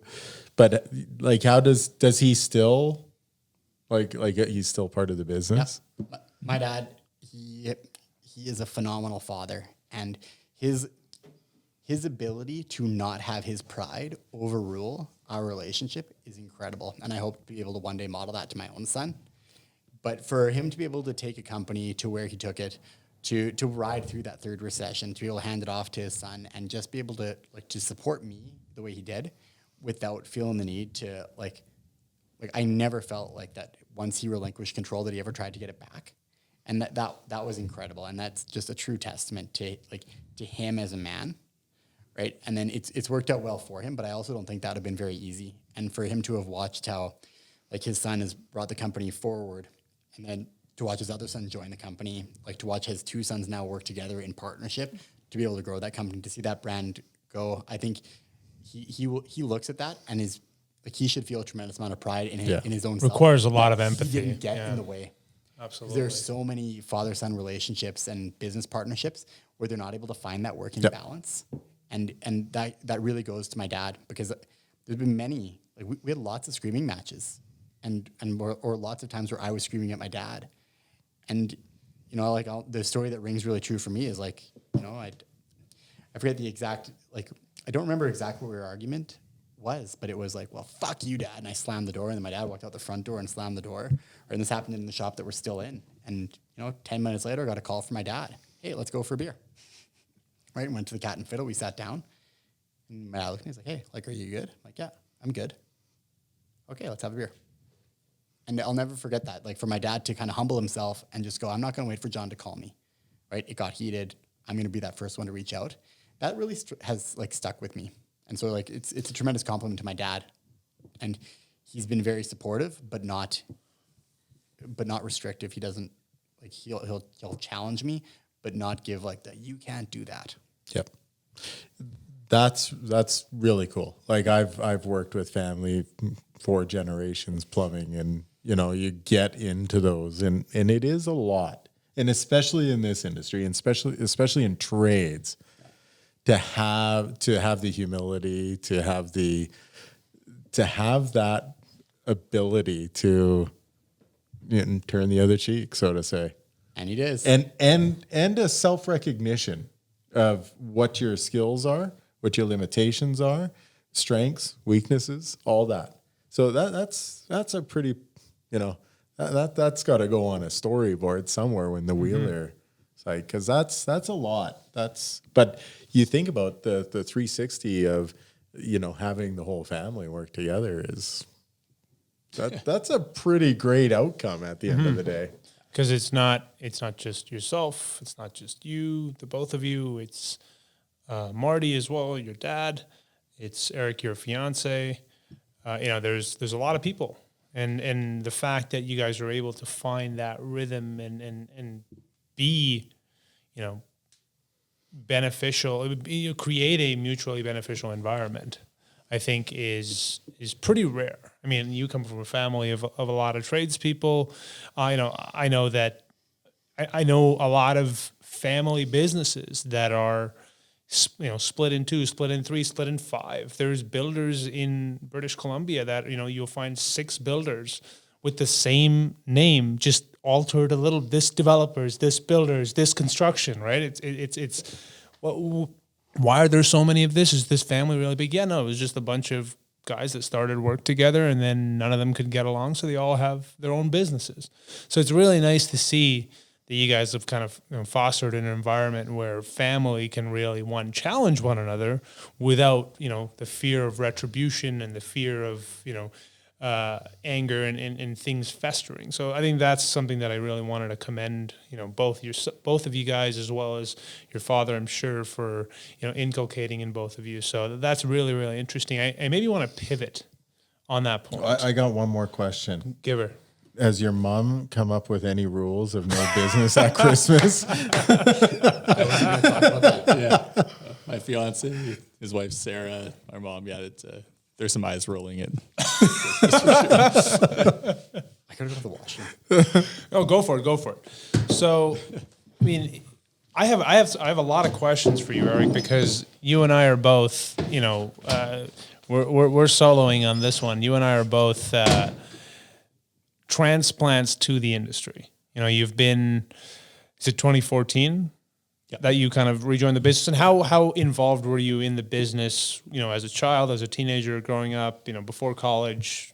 How was it back then? And I'm guessing when you're in Toronto doing your film and broadcasting, what was it like before you left and after you left, and what were the changes that you saw? Because before you left, the business was, 3 people. Exactly. Right? It was John, it was Marty, and one other person.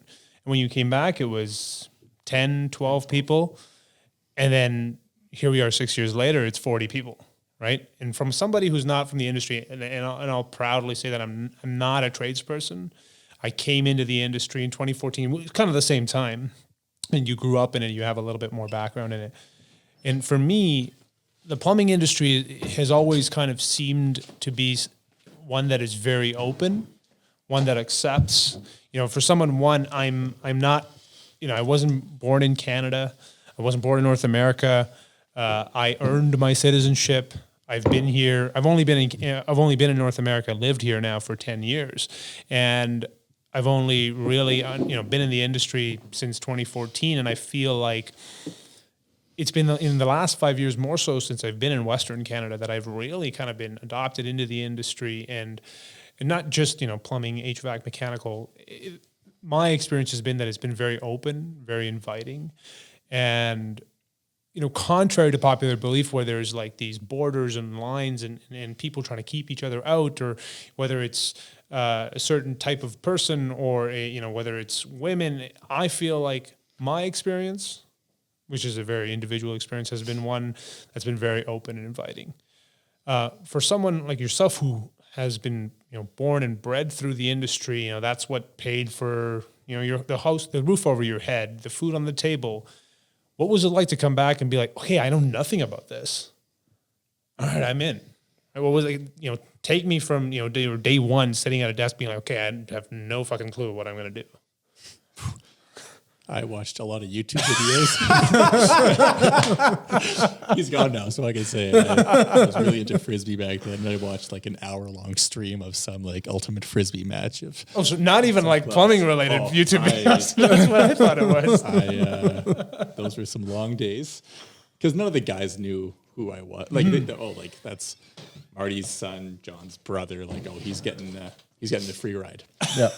Right? And so I just sat there and like wait for the phone to ring, and like I loved the half an hour time when Whipple would show up with our order and I get to put it away on the shelf. That kept me busy for half an hour. Other than that, I'd be like, hey, like I don't know what anything is here, so I just look around a little bit, and eventually, just become inquisitive. I'm a problem solver by nature.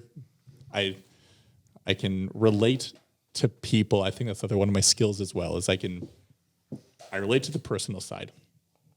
And I think that's one thing that's also helped with working with a fiance who's getting direction from my brother sometimes when she wants to punch him in the nuts and like this. I get it. Can't do that, so it's not going to go anywhere. So, it's just, it's just here, like honey, let me get involved with that. Like something you mentioned early on is like we've, not with COVID going on right now, but for 20 years, they've gone for breakfast every Friday morning. That doesn't happen with any other companies at least that I know of. Like there's social events, there's parties or whatnot, but like just being able to talk with the guys for an hour on a Friday morning. Outside business. Like I'm guessing a lot of it is but not intentionally. It's not work. It's one of those things that we highly reinforce. It is not a work meeting. There's not assigned seating. We're not integrating like job performance stuff at it. It's very much like come for breakfast, 6:30 at Denny's on Friday. That's what it is. Guys will talk about what's important. And like, do they talk about work? They probably do. Like, because it's important to them. Because it's important, right? But it's not a mandated from the top. It's a very important part of our culture, I find, because the trades are very lonely. And only people who work in the trades would ever understand how lonely of an industry it is. You go to sites alone the vast majority of the time. You work with people who, by and large, you are in conflict with because your stuff is in the way of their stuff. And everybody's being paid like a flat amount, and everybody's pushing to get these jobs done. That's so funny. I've never thought of it. I've never thought of it in that perspective. I always see a job site. I mean, I come from that commercial world, and for me, a job site is bustling with so many people. You walk past a construction site today, there's like 30 people on site yelling, screaming, everyone's talking, and you kind of think, they're working as a team, but you're right. Most of the time, they're just shit-talking one another, and it's like, you're in my way. Get out of my way. I need to do this. Why didn't you do that? This is done wrong. Now I can't do this. Now I got to wait. Now it's $50 every minute that I wait or whatever, and that's a very, very interesting perspective. And I've crashed their breakfast many a times. And I would actually strategically, because I knew their breakfast was at this particular Denny's at this time every Friday. So I would book meetings and sit. And I know where they sat. They sat in that one corner. They had the big table. I would sit 3 tables out, have my meeting, finish up. As I finish up, walk up. Hey, guys, how's it going? It's like, I need John or Eric to get back to me on an email that I haven't got. It's like, hey, John, how's it going? How's everyone doing? How's your week? And it's like, and then Eric would be like, I got to get back to you on that email. So, it's very interesting and it's a very heartening thing to hear, the humanity of business and, small business being and staying small business regardless of how many people work for it, right? And I do have, a follow-up, Eric, to your kind of experience. When I started out in the industry, I worked for a commercial drainage manufacturer, cast iron drainage. And the way I learned the business was, 2-pronged. One, I had to redo 1,600 specification sheets I had no idea how to use Adobe or any of these things. I had, fresh out of business school, I was a finance grad. People wanted me, I wanted to be an investor. Not from Harvard. Wilfrid Laurier University, alma mater, proud, Golden Hawks, baby. I wanted to be an investment banker. But then somehow I was working for a commercial drainage manufacturer in Hamilton, Ontario, on literally on the steel, the steel road. So it's like there's the drainage manufacturer, and then there's steel mill, and there's the air just smells like phosphorus and just sulfur and just smoke. And there's me out in the yard at -25, the coldest winter in Ontario in 30 years, 2014. And I'm trying to put, schedule number stickers on cast iron that just won't stick in -20 with no, with no heat in the yard, right? It's like, because why? Because we're doing the Ticat Stadium project and we've got to get all these drains out there. And my manager at the time, we've had him on the podcast, Greg Gillespie, his way of adding value to the customer was when the product shows up on site for a commercial project, wouldn't it be amazing if it had the schedule numbers on it? Like this is FD1, this is TD2 for trench drain 2, this is, and then underneath it, it says, pavilion stands east. So this is every single product. That would be great. Right? So so it was my job to put them into labels. We had our office administrator, format everything, print them out, give me the pick list, give me the schedule numbers, give me the project data, and give me all the stickers. So there's me pushing a dolly through the cart, picking, freezing cold cast iron with barely any gloves, with no unit heaters in, cold ass warehouse with no heat. And trying to put stickers that just won't stick on cast iron. Chanting in his head. Exactly. Investment banking. Investment banking. Exactly. An investment banker. I don't know where, what. It's like, what did I do wrong? Oh, yeah, so should have went to Harvard. Should have went to Harvard. And from there comes this, funny that you mentioned YouTube because and I had to do the other. So that was the one angle, and then what does FD2 mean? And then the other angle of it was, I had to redo all of the spec sheets. So we had submittal sheets that we would provide to all the engineers for the shop drawings and whatnot, and all of them. My manager at the time, he wanted every single one of them to have data and checkable boxes because all the sheets that we had didn't. So I would have to go in, add all these details in there. And it was grunt work. And I watched the entire 5 seasons of Breaking Bad in one screen and doing submittal work on the other screen. And so much so that the IT guy comes to me, he's like, you aren't streaming anything by chance, are we? Because our data bills have been extremely high this past. Gotta sell meth. Yeah, gotta sell meth. Gotta sell meth. Right? It's like investment banking, meth, cast iron. So it's interesting, coming from outside the industry, for me, it was brute force learning. And then I got an opportunity to come out west, right? Shadow Greg out west and meet real plumbers, meet real contractors, walk on real job sites and understand what it was. And that really was what turned the light bulb for me to go, hey, this is an industry that for me, someone with a business degree, it's like, there's so much opportunity here, right? There's so much opportunity because, like you said earlier, Jeff, show me a tradesman who's a really good salesperson, they'll be the top of the industry in no time at all. Show me a salesperson who can, understand trades, who can understand mechanical, who can have that aptitude, they'll do really well.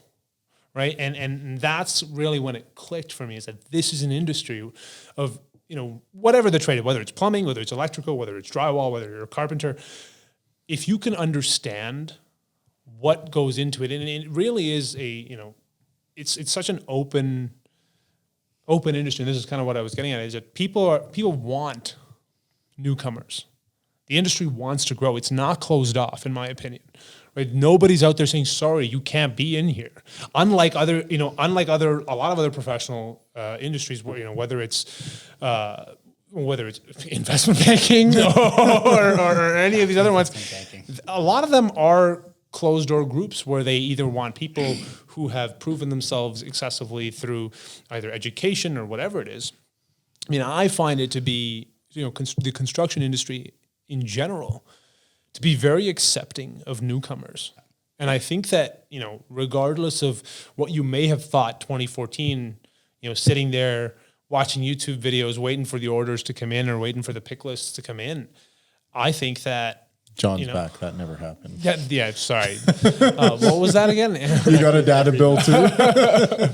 It's a small company. We meet for breakfast every Friday. What do you think when we're not talking about work? What do we think we're talking about? What we're talking about?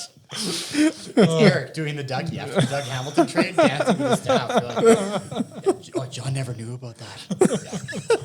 Yeah. So, to me, it's, I almost feel like I'm glad I'm glad you came back to family. That's a big one, right?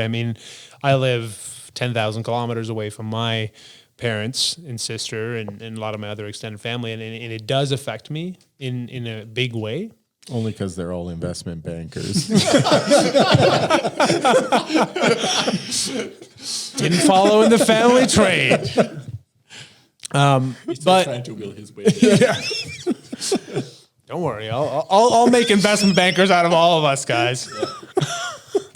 But I think that's a really admirable thing to kind of leave this dream. And I know you said that it was tough and it was a very, very grueling time. But I feel like in a lot of ways you're so much more connected to what you do now because you walk out there and that's your name on your lapel, right? It's the Wiehler. You're out there representing your family. the past generation and the future generations to come. Right. So with that is kind of top of mind, and we'll kind of close on this question. What is the Wiehler Mechanical of tomorrow? Where do you see it going? What is that vision that you, John, you, Eric, Marty, and Adam, and the rest of the Wiehler management executive think tank sees it going? What's the end game? I'll leave that to the visionary. And you can't say investment banking. Who knows? They got a Harvard guy though. I see it kind of continuing on where it started, which is just keep saying yes to everything and to support our staff. Like, we do good work today because the quality of the whole team.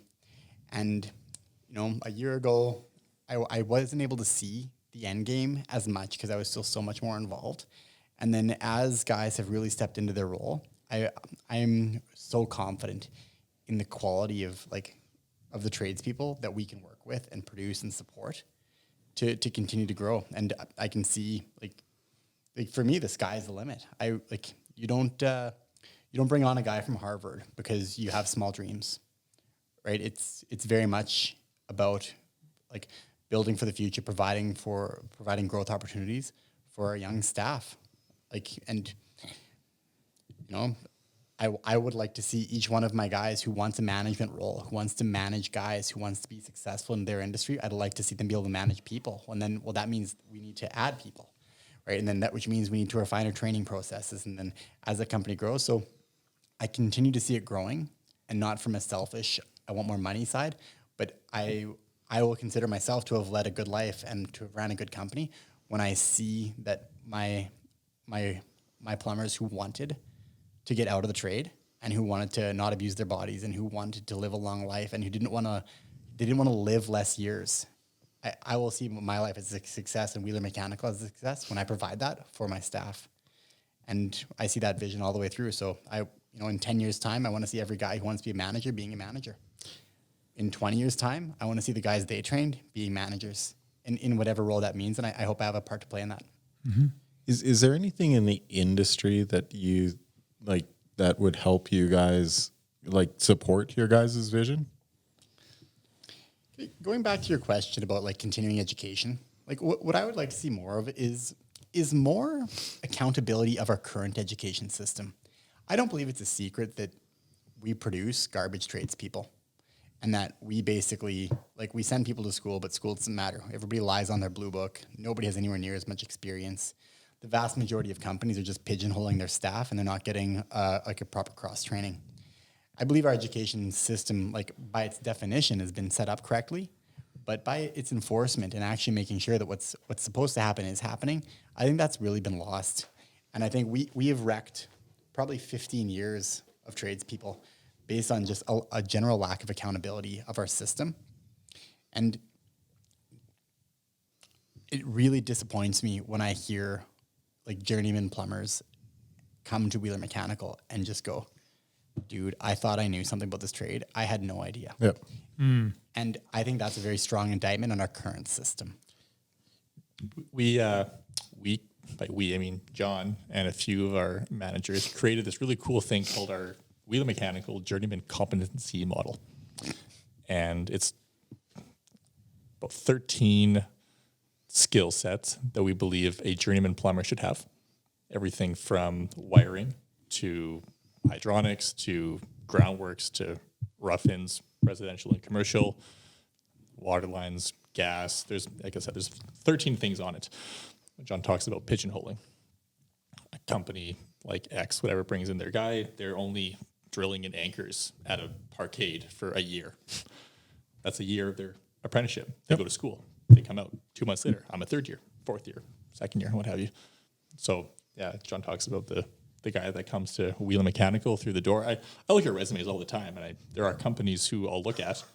Nothing against the company, but yeah, they're using the guy for what they want him to do, and it's an assembly line. Sure, But do you think that's the onus of the individual to make sure he's not pigeonholed into that? Or do you think it's something in that there should be a checklist coming like through your apprenticeship of having to do certain things?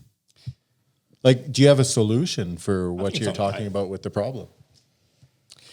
I think at a certain point in time, it becomes a competitive advantage. If you're actually going to train your people and treat them with respect, that's a competitive advantage. When the overall industry itself looks at tradespeople as disposable, and we'll just bring on 200 of them for this project and then lay off like 175 of them. Like it's a very strong indictment of our industry as a whole, because there's not really an incentive to put in long-term training. Like the industry isn't set up for that. Like boom and bust economies aren't set up for that. It's not necessarily like an indictment of a particular like a company in general. But you know, like I really do struggle with like how much government do I want in my life? Like I'm a business owner. I'm young. Like I'm more right-wing leaning. I'm more anti-government involvement. But I really do believe that if we're going to have regulation in place, if we're going to have rules, then they should be enforced. If you produce a guy and you say, hey, this is like this blue book, like the skill sets underneath the plumbing blue book are like, there's a lot of them. Oh yeah. There's zero verification whatsoever that anybody who graduates possesses any of those skills. And I may not have the answer, but I would love to see our industry move to a verification of skills and holding people back. Like I've lost apprentices because I will straight up just tell them that I believe a plumbing apprenticeship is 8 years. And some guys are like, well, I can get I'll just fast track my apprenticeship.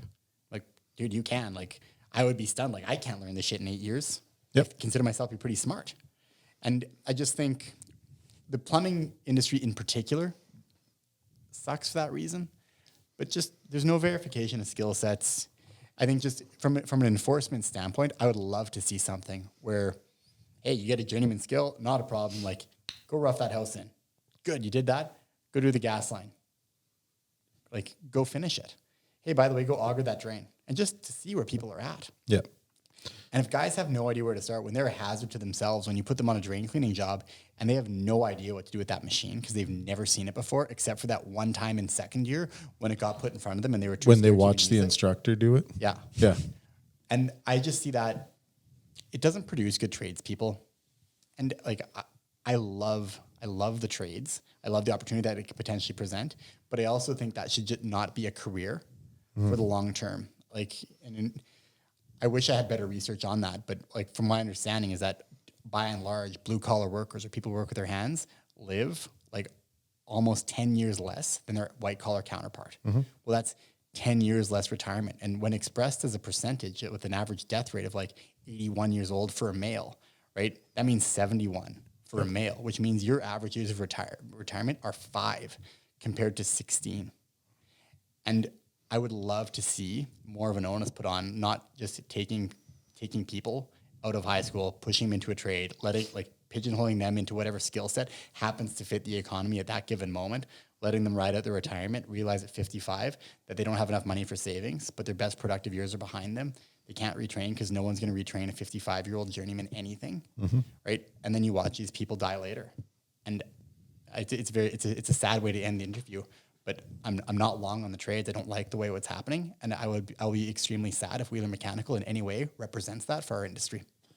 You know, I've come up. You know, I wholeheartedly agree with you. Like it's a massive thing where we're not taking care and we're not like just checking that guys truly understand it. I've always thought like, first and second year apprentices should have to do residential just because they touch every aspect, whether it's water lines, drainage, gas, you know, they're involved in everything. Like, I think good plumbers go to die when they start getting into high rises where they're doing a floor a day and it's an assembly line, right? Like, that's laborers can do that. And there's some people that like putting their head down and just being told what to do and so on and so forth. I don't think that should give you a ticket, right? Agreed. And our industry is just in trouble. Yeah. There's an opportunity in that, especially as the industry compresses. like production, anything is not like may not be our mainstay for our industry for the next 10 years. Well, who does that support? Well, it supports critical thought. Yep. Right? Where's the industry switching to? Well, it switches to service. It switches to renovation. It transitions into that. And so who does that leave behind? Well, it's all the guys who thought that like by drilling in anchors and that by being able to measure a 3-piece means you're a journeyman. Oh, I would have fourth years come up and I'd tell them to go lay out trench drains. And they're like, oh, well, can you go do that? And I'm like, you're a fourth year. Yeah. Like, there's the scale rule. There's the blueprints. Get your tape measure out. And there's the spray paint. Go lay it out. And they're like, well, I've never done that. My foreman always did that. Yeah. And it's like, well, why would you let your foreman do that? Oh, Yeah. Right. And again, it's production. It's low profit margins, everything like that contributed to it. and I don't think that's the company's fault, right? Like I firmly believe like in like it's a matter of regulation and enforcement. We should not be putting it should not be in the hands of companies who are obligated to compete in an open market to be responsible for the quality of the trades that are being produced. Because those things are in direct competition to each other. Think about it this way, John. Think about if a doctor went through and all they did was, testing reflexes. But that was enough for them to put in enough time to get their doctor. Right. And then they could do everything. And then they were able to do everything. Yeah. Right. I've often thought that third years have to go do commercial. I've thought fourth years, that's when fourth years got to go do service or industrial, right? Depending on what they wanted to do in their future. And after being in the industry for 3 years at that point, you have a pretty good idea of what you're passionate about doing. Yeah. Right. So you can kind of pick that in order to gain your skills, and you needed to have enough check boxes, as you're saying, in your chapters. Right. Okay, I've done this. I can do cross connections. I can do gas. I can, I can size out and up water lines based on fixture counts. I can lay out a trench drain. Right. And having that, so I think that's great if Wiehler has that 13 steps of, really qualifying their skills. And it's super hard to unroll. Like, so we've developed it, like getting into the application of how important that is also difficult because it's in direct. Like it is such a divergent from the way our trade really exists. Mm-hmm. And like what really led to this was I had a little bit more conversations with like other business coaching groups, and they talk about like the 3 styles of learning, right? Which are like auditory, kinesthetic, and visual, right? And then what the trades are really good for by and large is it's all auditory. Yeah. And if you ever heard this statement of, holy crap, I've told you 1,000 times, why don't you understand this? Well, hey, maybe you're only appealing to 33% of people who even learn stuff.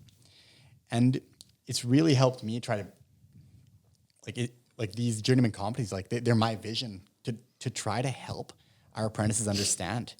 It comes back to like the way Eric and I communicate sometimes. Like we don't always communicate effectively. And the number of times I've turned to Eric, like, Eric, I fucking told you, like, what the fuck? But you're sitting there, you're like, well, maybe that's not his fault. Yeah. And we go through, like we take journeymen who are good plumbers and you say, hey, now teach this guy. Well, what qualifies that guy as a teacher? Mm-hmm. And how are we helping that guy teach? And that's a question that I don't feel like is really even being asked within our industry. Like, are we supporting our journeyman plumbers to make sure that they're training our apprentices effectively?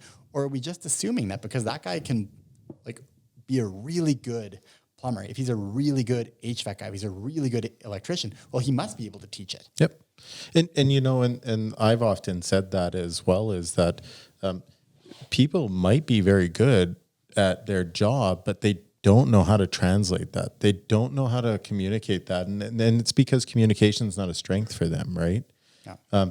And there's no guidelines, which again, I hammer back at that mandatory CECs, where now you can actually teach somebody how to teach somebody, right? Like, do you want to be an effective leader, right? Yeah, I do. Okay, well, I'm going to give you some basics of how to teach people how to do this, right? I mean, there's so many things in our industry, but... All right, I'll piggyback on that because I like where you went with that. So we say, fine, you're a journeyman, not a problem. Just because you're a journeyman doesn't mean you get an apprentice. Before you get an apprentice, you actually have to have some sort of certificate that says you've taken a leadership course in any way. You know what? That would be a great way to do it. because how often do we just promote a guy? Hey, you're a great journeyman. Now you get an apprentice. Yeah. Now you're a foreman. And now you're a foreman. And it would provide almost that benchmark, because our industry is set up for that, like that qualification of like apprentice and journeyman. We actually handle really well. So you say, not a problem. You can be a journeyman, but you can't train. Yes. Well, why can't I train? Well, because you don't have this in communication or this in leadership or these two things in communication and leadership. Yeah. And it's like now, and then it's like as an apprentice, you actually don't get to do anything until you're signed off by somebody who's got a skill set in communication and like, yeah. Anyway, I like that. You know how good it would be to have that program laid out for an apprenticeship to know where they wanted to go. Like maybe I want to be an inspector, so I've got to have all these courses in order to get that job. Maybe I want to work at SAIT or NAIT or any technical school, so I have to have these certifications, right? Like this is what I have to focus on, right? Like, you know how amazing and how much that would propel our industry to not having to show up in the 1985 Chevy, and you could show up because you've done all the courses and it's representative of you taking out ownership of yourself.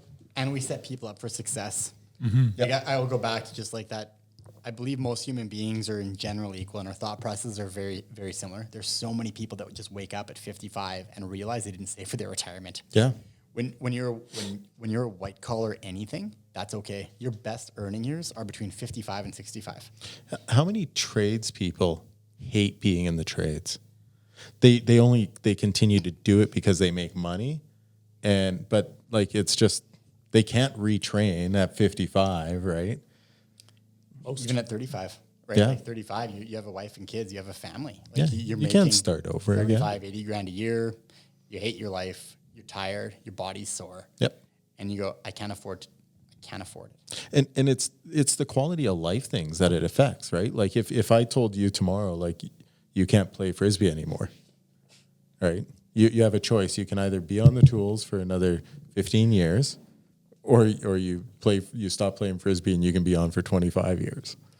What, like, I know it's wrapping up soon. We have one of our top residential managers, Dallas. He attempted this about 2 or 3 years ago to get off the tools, and he's like, "No, I'm going to get my degree in electrical engineering or mechanical engineering." Enrolled at USC, was in classes from September 1st till October 3rd, and was like, "Actually, no. I realized now that 4 years of education and starting from blue collar, working the way up the chain, like, no, I can't do it." It's like he even tried, and came back a month and a half later, and we welcomed him back with open arms and didn't say, "I told you so." Like, it was just like, "Hey, like that sucks." Oh, that would devastate somebody. Like I think that is, yeah. Nobody wants to have salt rubbed in their wounds, right? I think he was 28 at the time, or something like that. Like it just sucked. Yeah. Mm-hmm. Yeah. Yep. I mean, it is definitely. You figured it out. It is definitely an interesting path that someone in the trades like kind of goes through, and it's really key to have a really good journeyman who trains you. I think that's the theme that I've heard from any and all of the tradespeople that we've had and talked to on this podcast, is that who you learn from really kind of dictates where you go in the industry. And I mean, for someone who is not a tradesperson, that's a very, very interesting perspective, because, I think you can kind of say that for most, most occupations is like who you learn from really dictates where you go. I'm sure you know how many mentors you had coming up. I am so blessed, like to be able to learn from my dad, to be able to learn from like Jordan, who like was Imagine Plumbing, to be able to learn from Todd, who is like APE. Like I had some phenomenal journeymen who went on to run their own successful businesses after moving on from my dad, and it's really neat to be able to have so many smart people invest in my own life, and I'd love to be able to repay those same dividends to as many people who get a chance to work with me as possible and provide them that same opportunity. Well, I think in wrapping up, I think what would be an interesting podcast is to actually get some technical schools here and maybe get some insight with a few journeymen, such as Wiehler Mechanical and kind of future thinkers, right? Absolutely. So, and on that note, John, Eric, Wiehler boys, thank you very much. It's been a pleasure. Thanks, guys. Thank you. Awesome. Cheers.